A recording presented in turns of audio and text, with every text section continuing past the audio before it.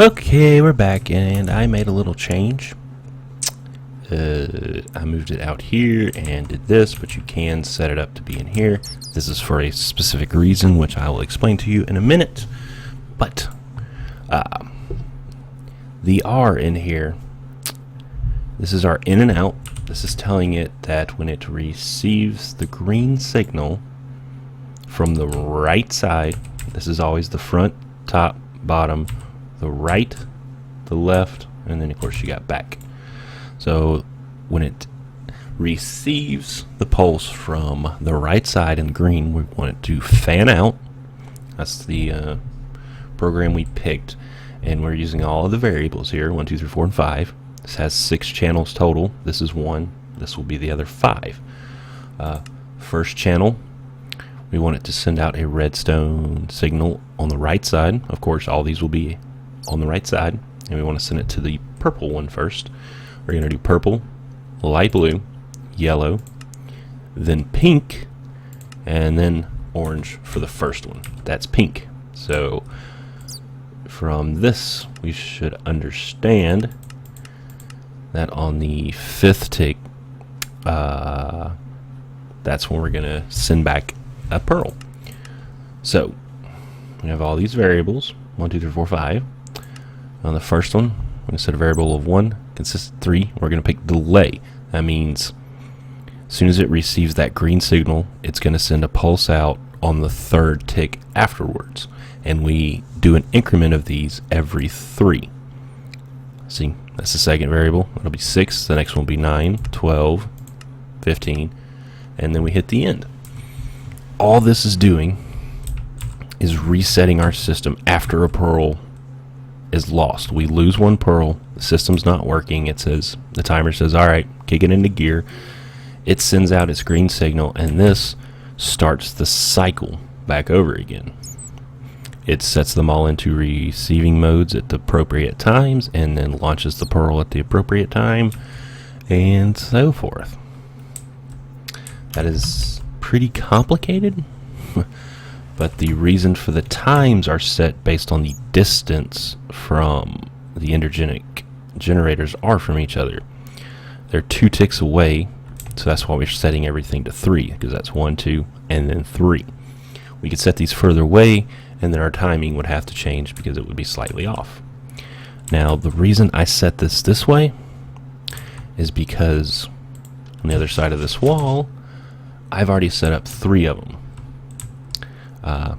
All standing. Everything is exactly the same, and they all match, and they're all being controlled by this one programmable Retina controller. And if you were to make a PRC memory card and shift right click on it with that card, come over here and shift right click on this one, it matches the program up, exactly. You don't have to click all that stuff again. And the reason I moved it is because it is oriented the same way.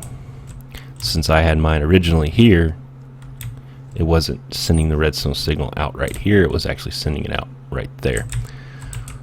And that means it wouldn't work. And since I didn't feel like reprogramming it again, you're pissing me off.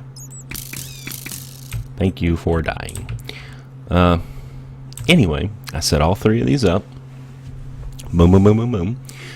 And since I want it to do the exact same thing, this won't work. Are they all connected together here? Yes. So that means this won't work. It's a simple fix, and we are about to do right now. I just realized that it would work, but when it loses a pearl, if this setup, the middle one was to lose a pearl, it would reset the bottom one, and that's not probably something we don't want. And a PRC.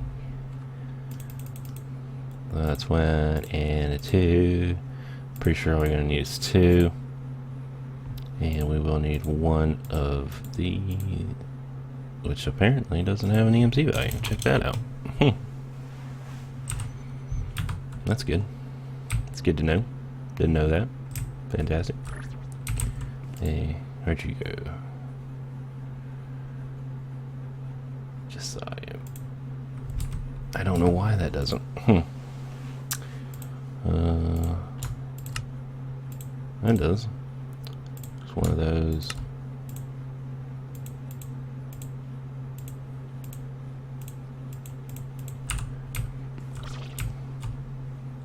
Quite an easy, simple fix.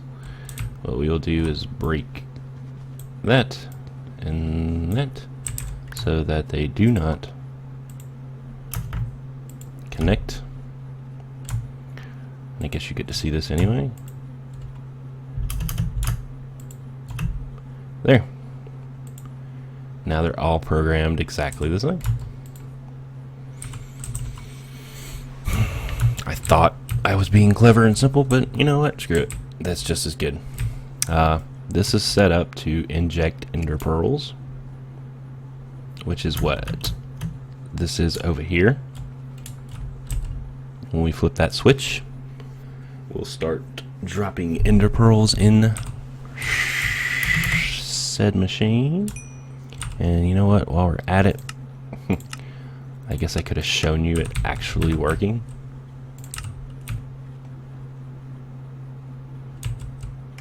Let's just get us another one of these. Place her down, and she doesn't have program, right? Okay. And let's get rid of you. Set ourselves back so we don't accidentally cheat.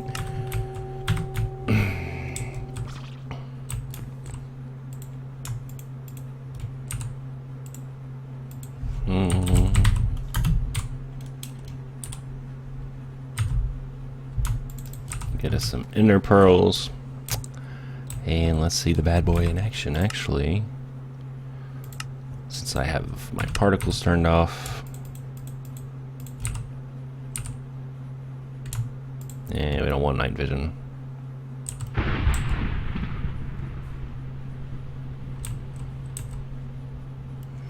Let's see how dark it's actually going to get in here.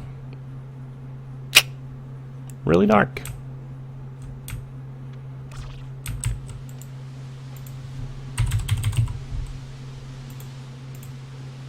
Just one more floodlight, even though I'm pretty sure we had a floodlight. Whatever. Whatevers.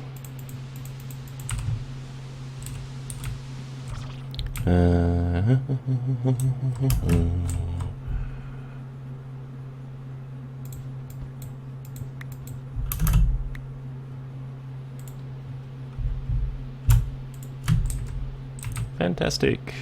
You know, it's kind of stopping and I'm making another way. Anyway, this is where you'll load your ender pearls, and if we put one in there,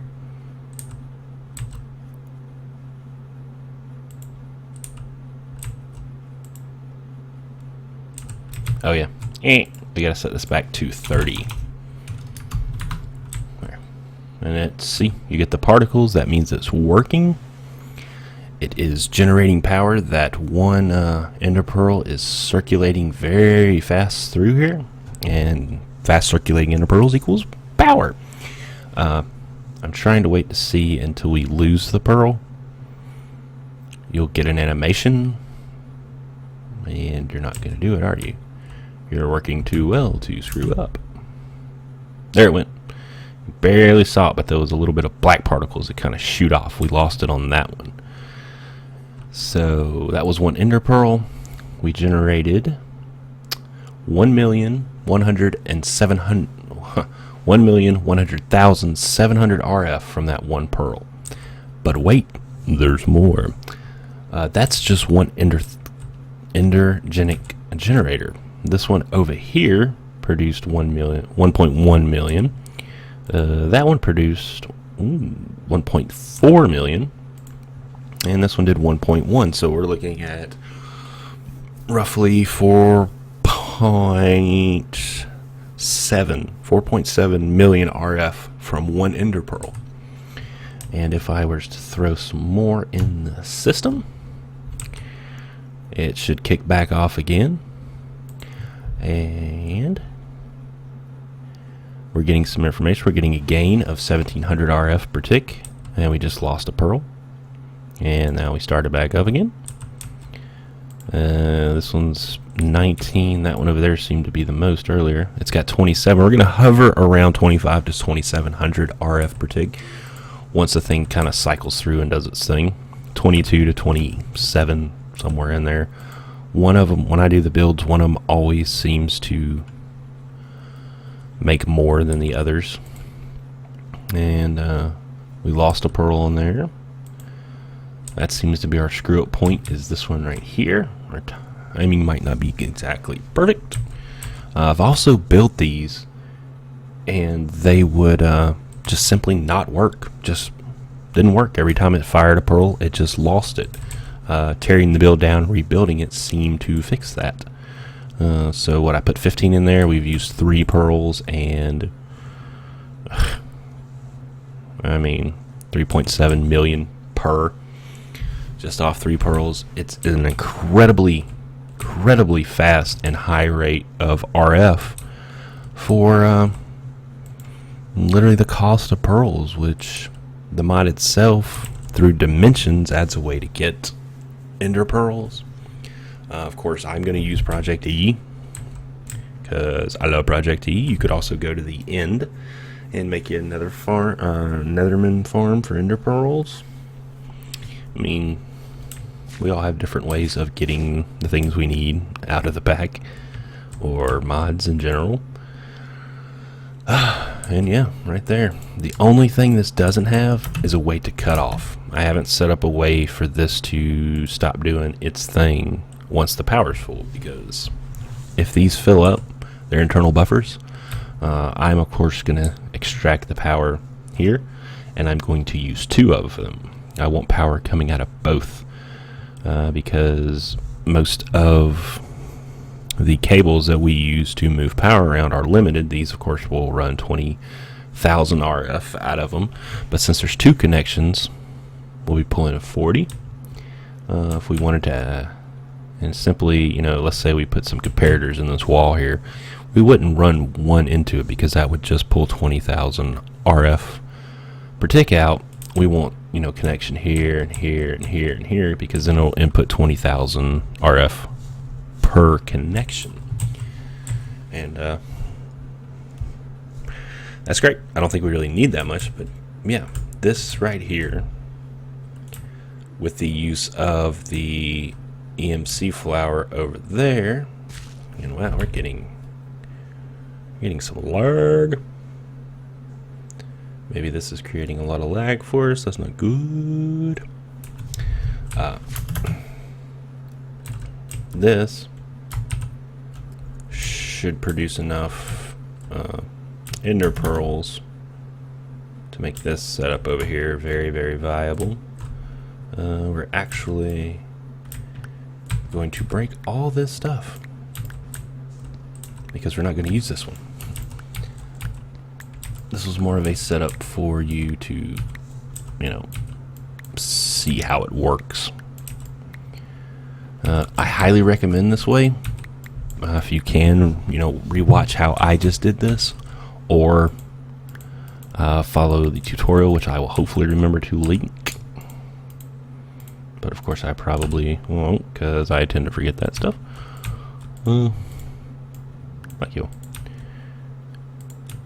Yeah, that's going to generate all our power for at least down here. And yeah, that should get our auto enchanters going. If I haven't said it already, this is just another form of EMC, but a very, very fast one. Since I said the ones, you know, upstairs are a little cheaty. A little cheatier than I would like. We're going to burn all this EMC back up. I don't care for you. You can't go in there. You can. Yeah. So what we should do next is turn off all our particles because they suck. And get working on the actual storage of all this power we're about to generate. Well, just to give you a hint, it's going to be the Draconia evolution. I'm having trouble speaking now. Where's we at? Ender storage, melted block, and we are going all the way. We're going with the tier. With the big tier. We're going to need 328 blocks of redstone, 218 blocks of draconium, and we'll be able to store to 0.14 trillion RF. You know, we could have done the 356 billion RF, but who cares about that? We're going big. And we'll get to work on that next time. See ya.